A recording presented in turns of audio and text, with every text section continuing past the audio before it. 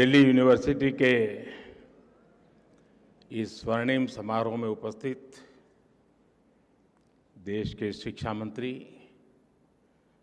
श्री धर्मेंद्र प्रधान जी,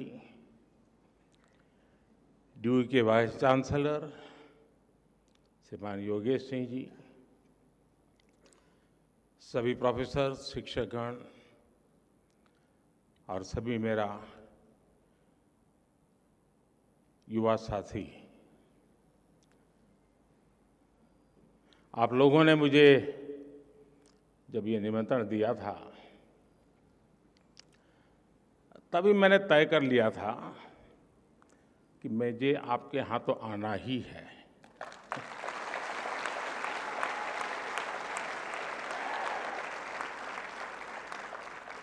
और यहाँ आना अपनों के बीच आने जैसा है।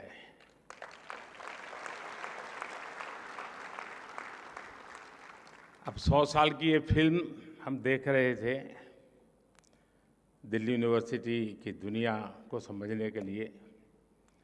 सिर्फ ये दिग्गजों को देख लेते तो भी पता चल जाता कि दिल्ली यूनिवर्सिटी ने क्या दिया है।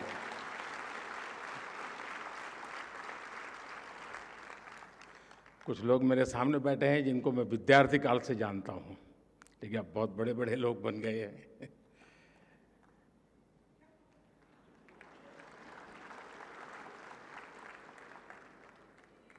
और मुझे अनुमान था कि मैं यहाँ जाऊँगा तो मुझे इन सब पुराने साथियों से मिलने का जरूर अवसर मिलेगा, और मुझे मिल रहा है।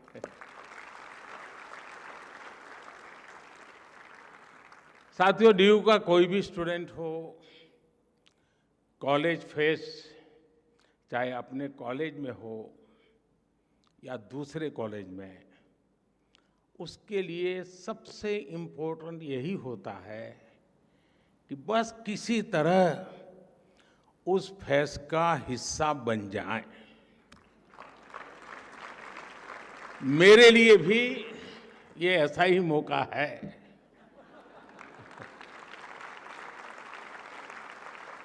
मुझे खुशी है कि आज जब दिल्ली यूनिवर्सिटी के 100 साल का सेलिब्रेशन हो रहा है तो इस फेस्टिव माहौल में मुझे भी आप सबके बीच आने का अवसर मिला है। और साथियों, कैंपस में आने का आनंद भी तभी होता है जब आप कलीग के साथ आए।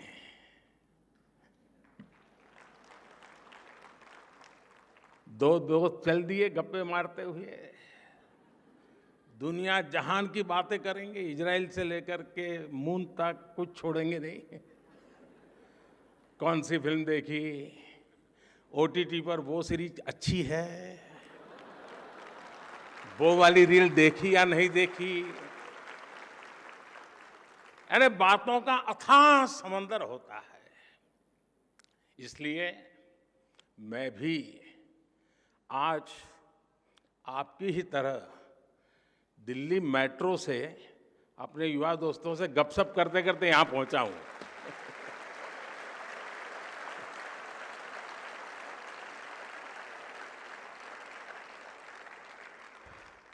उस बातचीत में कुछ किस्से भी पता चले और कई दिलचस्प जानकारियां भी मुझे मिली।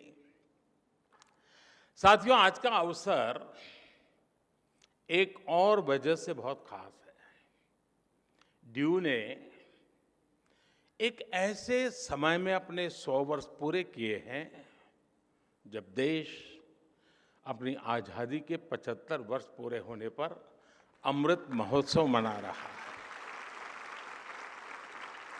कोई भी देश हो, उसकी यूनिवर्सिटीज, उसके शिक्षण संस्थान, उसकी उपलब्धियों का सच्चा प्रतिबिंब होते हैं। ड्यू की भी इन 100 वर्षों की यात्रा में कितने ही ऐतिहासिक पड़ाव आए हैं। इसमें कितने प्रोफेसर्स का, कितने स्टूडेंट्स का और कितने ही दूसरे लोगों का जीवन जुड़ रहा है। एक तरह से दिल्ली यूनिवर्सिटी सिर्फ एक यूनिवर्सिटी नहीं, बल्कि एक मूवमेंट रही है।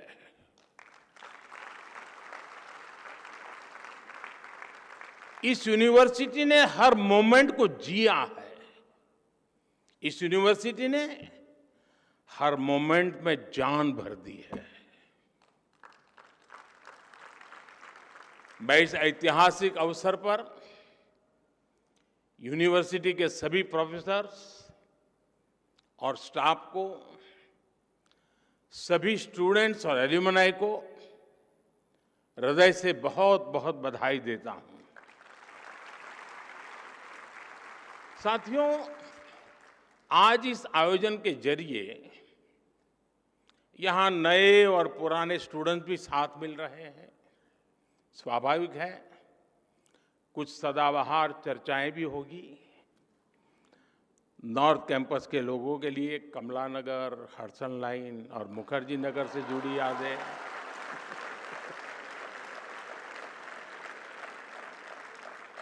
साउथ कैंपस वालों के लिए सत्य निकेतन के किस्से, आप चाहे जिस ईयर के पास आउट हो, 2 डीयू वाले मिलकर इन पर कभी भी घंटों निकाल सकते हैं।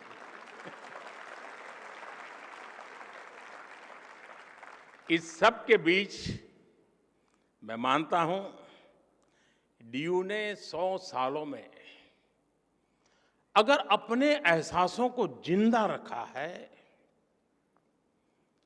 तो अपने मूल्यों को भी जीवंत रखा है। निष्ठा धृति सत्यम, यूनिवर्सिटी का ये ध्येय वाक्य अपने हर एक स्टूडेंट के जीवन में गाइडिंग लैंप की तरह है। साथियों, हमारे यहां कहा जाता है, ज्ञान वानेन सुखवान, ज्ञान वानेव जीवति, ज्ञान वानेव बलवान, तस्मात् ज्ञान मयो भव। अर्थात जिसके पास ज्ञान है वही सुखी है, वही बलवान है, और वास्तव में वही जीता है जिसके पास ज्ञान है। इसलिए जब भारत के पास नालंदा जैसे विश्वविद्यालय थे, तब भारत सुख और समृद्धि के शिखर पर था। जब भारत के पास तक्षशिला जैसे संस्थान थे, तब भारत का विज्ञान विश्व को गाइड करता था। भारत की समृद्ध शिक्षा व्यवस्था भारत की समृद्धि की वाहक थी। ये वो समय था जब दुनिया की जीडीपी में बहुत बड़ा शेयर भारत का होता था। लेकिन गुलामी के सैकड़ों वर्षों के कालखंड ने हमारे शिक्षा के मंदिरों को, इन एजुकेशन सेंटर्स को तबाह कर दिया। और जब भारत का बौद्धिक प्रवाह रुका, तो भारत की ग्रोथ भी थम गई। लंबी गुलामी के बाद देश आजाद हुआ। इस दौरान आजादी के भावनात्मक ज्वार को एक मूर्त रूप देने में भारत की यूनिवर्सिटी ने एक अहम भूमिका निभाई थी। इनके जरिए एक ऐसी युवा पीढ़ी खड़ी हुई जो उस समय के आधुनिक विश्व को ललकार सकती थी। दिल्ली यूनिवर्सिटी भी इस मूवमेंट का एक बड़ा सेंटर थी। डीयू के सभी स्टूडेंट्स, वो चाहे किसी भी कोर्स में हो, वो अपने संस्थान की इन जड़ों से जरूर परिचित होंगे। अतीत की ये समझ हमारे अस्तित्व को आकार देती है, आदर्शों को आधार देती है और भविष्य के विजन को विस्तार देती है। साथियों, कोई इंसान हो या संस्थान, जब उसके संकल्प देश के लिए होते हैं तो उसकी सफलता भी देश की सफलताओं से कदम मिलाकर चलती है। कभी डीयू में केवल 3 कॉलेज थे, आज 90 से ज्यादा कॉलेज है। कभी भारत की इकोनॉमी फ्रेजाइल के लिस्ट में थी, खस्ता हाल थी। आज भारत दुनिया की टॉप 5 इकोनॉमीज में शामिल हो चुका है।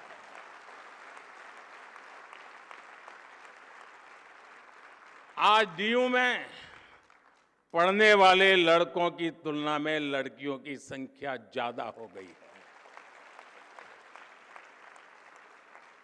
इसी तरह देश में भी जेंडर रेशियो में काफी सुधार आया है। यानी शिक्षण संस्थान की जड़ें जितनी गहरी होती हैं, देश की शाखाएं उतनी ही ऊंचाइयों को छूती है। और इसलिए भविष्य के लिए भी यूनिवर्सिटी और देश के संकल्पों में एक रूपता होनी चाहिए, इंटरकनेक्शन होना चाहिए। 25 साल बाद जब देश अपनी आजादी के 100 साल पूरे करेगा, तब दिल्ली यूनिवर्सिटी अपनी स्थापना के 125 वर्ष मनाएगी।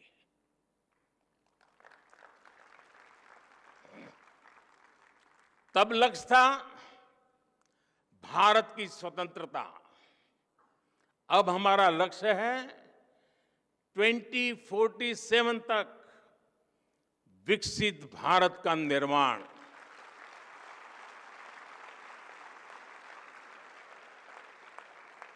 पिछली शताब्दी के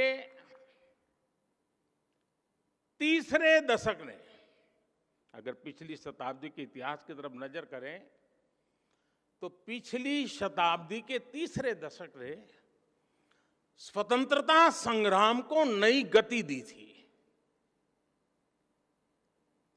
अब इस शताब्दी का ये तीसरा दशक भारत की विकास यात्रा को नई रफ्तार देगा।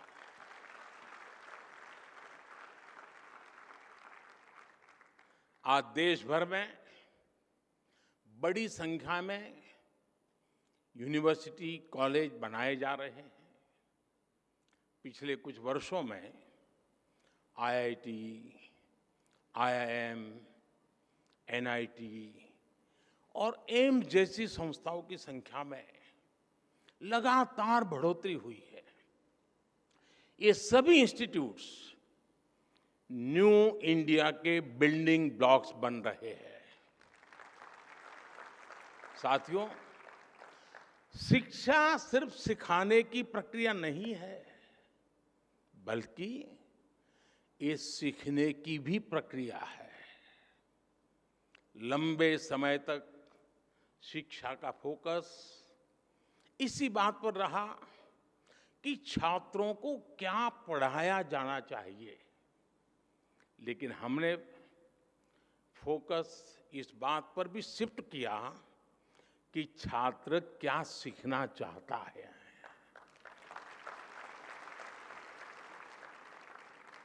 आप सभी के कलेक्टिव एफर्ट से नई राष्ट्रीय शिक्षा नीति तैयार हुई है। अब छात्रों को यह बड़ी सुविधा मिली है कि वो अपनी इच्छा से अपनी पसंद के विषयों का चुनाव कर सकते हैं। शिक्षण संस्थाओं की क्वालिटी बेहतर बनाने के लिए भी हम लगातार काम कर रहे हैं।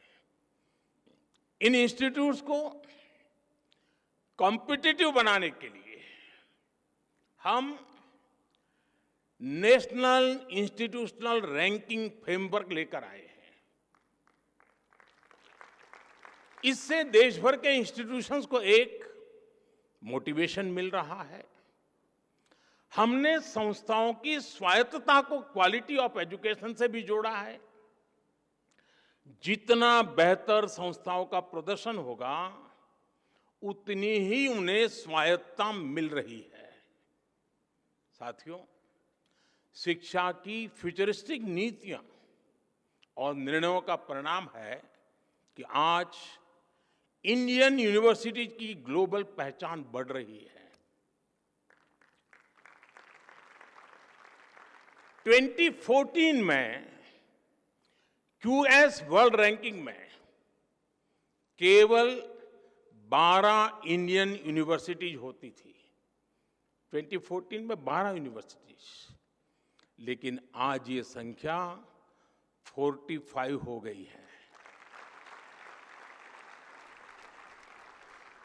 हमारे एजुकेशन इंस्टीट्यूट्स दुनिया में अपनी अलग पहचान बना रहे हैं। हमारे संस्थान quality education, student faculty ratio और रेपुटेशन सब में तेजी से सुधार कर रही है। और साथियों, आप जानते हैं, इन सब के पीछे सबसे बड़ी गाइडिंग फोर्स कौन सी काम कर रही है? ये गाइडिंग फोर्स है भारत की युवा शक्ति। इस हॉल में बैठे ही हुए मेरे युवाओं की शक्ति। साथियों, एक समय था जब स्टूडेंट्स किसी इंस्टीट्यूट में एडमिशन लेने से पहले सिर्फ प्लेसमेंट को ही प्राथमिकता देते थे। यानी एडमिशन का मतलब डिग्री और डिग्री का मतलब नौकरी। शिक्षा यहीं तक सीमित हो गई थी। लेकिन आज युवा जिंदगी को इसमें बांधना नहीं चाहता। वो कुछ नया करना चाहता है, अपनी लकीर खुद खींचना चाहता है। 2014 से पहले भारत में सिर्फ कुछ 100 स्टार्टअप्स थे। आज भारत में स्टार्टअप्स की संख्या 1 लाख को भी पार कर गई है। 2014-15 की तुलना में आज 40% से ज्यादा पेटेंट फाइल हो रहे हैं। जो पेटेंट जारी हो रहे हैं उनमें भी 5 गुना का इजाफा हुआ है। ग्लोबल इनोवेशन इंडेक्स, जिसमें भारत 18वें पायदान पर था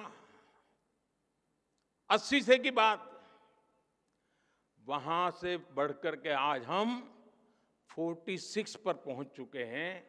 वो स्थान हमने प्राप्त किया। अभी कुछ दिन पहले ही मैं अमेरिका की यात्रा से लौटा हूं। आप सबने देखा होगा आज भारत का सम्मान कितना बढ़ा है, गौरव कितना बढ़ा है। क्या कारण है? क्या कारण है आज भारत का इतना गौरव बढ़ा है? उत्तर वही है, क्योंकि भारत की क्षमता बढ़ी है, भारत के युवाओं पर विश्व का भरोसा बढ़ा है। इसी यात्रा में भारत और अमेरिका के बीच initiative on critical and emerging technology यानी आईसेट डील हुई है। इस एक समझौते से हमारे युवाओं के लिए धरती से लेकर स्पेस तक सेमीकंडक्टर से लेकर एआई तक तमाम फील्ड्स में नए अवसर पैदा होने वाले हैं। जो टेक्नोलॉजी पहले भारत की पहुंच से बाहर होती थी, अब हमारे युवाओं को उनकी एक्सेस मिलेगी, उनका स्किल डेवलपमेंट होगा। अमेरिका की माइक्रोन, गूगल तथा एप्लाइड मटेरियल्स जैसी कंपनियों ने भारत में बड़े निवेश का फैसला लिया है। और साथियों, ये आहट है कि भविष्य का भारत कैसा होने वाला है, आपके लिए कैसे कैसे अवसर दस्तक दे रहे हैं। साथियों, इंडस्ट्री 4.0 की क्रांति भी हमारे दरवाजे पर आ चुकी है। कल तक एआई और एआर वीआर के जो किस्से हम साइंस फिक्शन फिल्मों में देखते थे, वो अब आज हमारी रियल लाइफ का हिस्सा बन रहे हैं। ड्राइविंग से लेकर सर्जरी तक रोबोटिक्स अब न्यू नॉर्मल बन रहा है। ये सभी सेक्टर्स भारत की युवा पीढ़ी के लिए, हमारे स्टूडेंट्स के लिए नए रास्ते बना रहे हैं। बीते वर्षों में भारत ने अपने स्पेस सेक्टर को खोला है, भारत ने अपने डिफेंस सेक्टर को खोला है, भारत ने ड्रोन से जुड़ी नीतियों में बहुत बड़ा बदलाव किया है। इन सभी निर्णयों से देश के ज्यादा से ज्यादा युवाओं को आगे बढ़ने का मौका मिला है। साथियों, भारत की विकास यात्रा से हजारों युवाओं को, हमारे स्टूडेंट्स का कैसे लाभ हो रहा है, इसका एक और पक्ष है।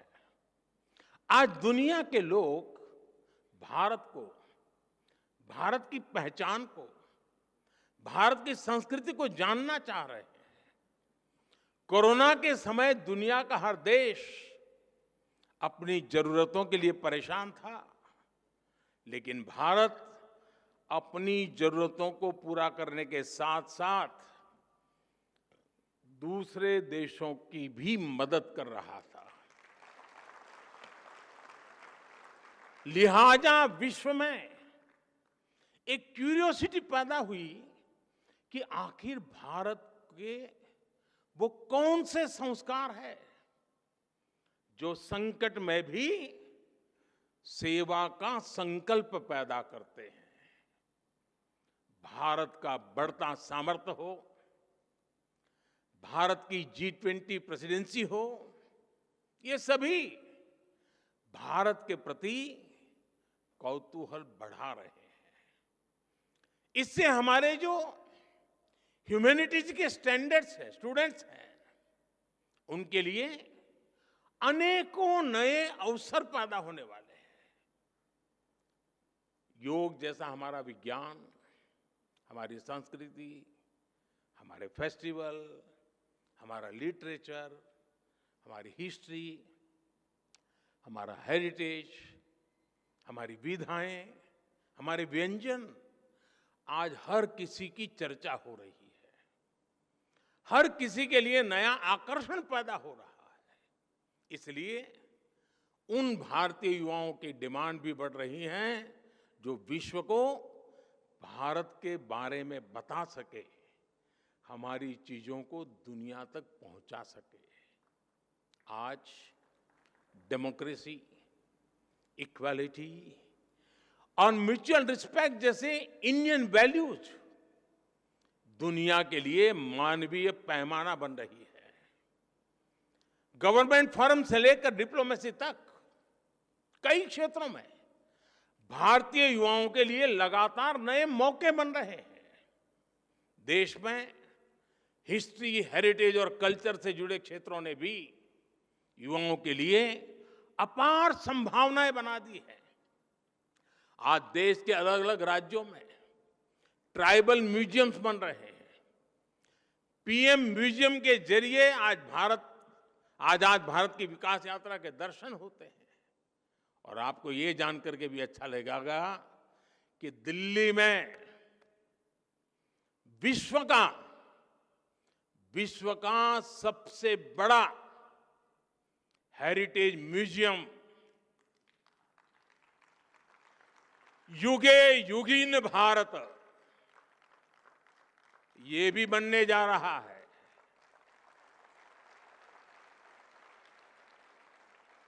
कला, संस्कृति और इतिहास से जुड़े युवाओं के लिए पहली बार पैशन को प्रोफेशन बनाने के इतने अवसर पैदा हो रहे हैं। इसी तरह आज दुनिया में भारतीय टीचर्स की अलग पहचान बनी है। मैं ग्लोबल लीडर से मिलता हूं, उनमें से कई अपने किसी न किसी इंडियन टीचर से जुड़े किस्से बताते हैं और बड़े गौरव से बताते हैं। भारत की ये सॉफ्ट पावर इंडियन यूथ की सक्सेस स्टोरी बन सकती है। इस सब के लिए हमारी यूनिवर्सिटीज को, हमारे इंस्टीट्यूशंस को तैयार होना है, अपने माइंडसेट को तैयार करना है। हर यूनिवर्सिटी को अपने लिए एक रोड मैप बनाना होगा, अपने लक्ष्यों को तय करना होगा। जब आप इस संस्थान के 125 वर्ष मनाए, तब आपकी गिनती वर्ल्ड की टॉप रैंकिंग वाली यूनिवर्सिटी में हो, इसके लिए अपने प्रयास बढ़ाएं। फ्यूचर मेकिंग इनोवेशंस आपके यहां हो, दुनिया के बेस्ट आइडियाज और लीडर्स आपके यहां से निकले, इसके लिए आपको लगातार काम करना होगा। लेकिन इतने सारे बदलावों के बीच आप लोग पूरी तरह मत बदल जाइएगा। कुछ बातें वैसी ही छोड़ दीजिएगा भाई। नॉर्थ कैंपस में पटेल चेस्ट की चाय, नूडल,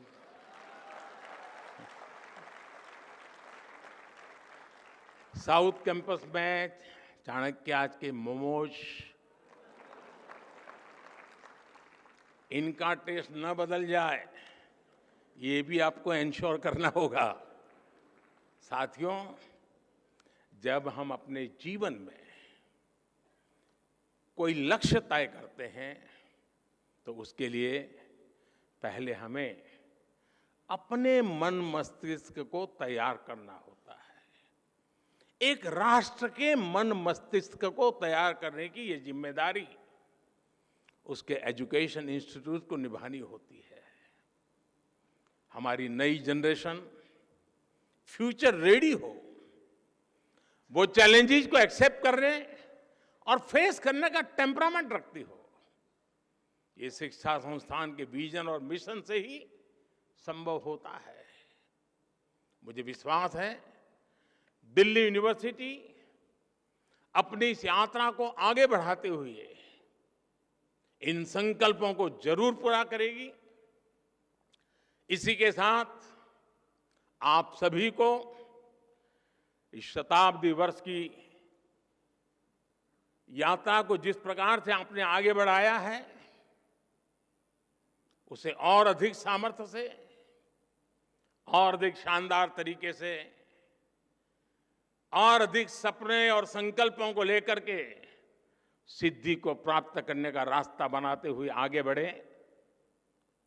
सिद्धियां आपके कदम चूमती रहें, आपके सामर्थ्य से देश बढ़ता रहे।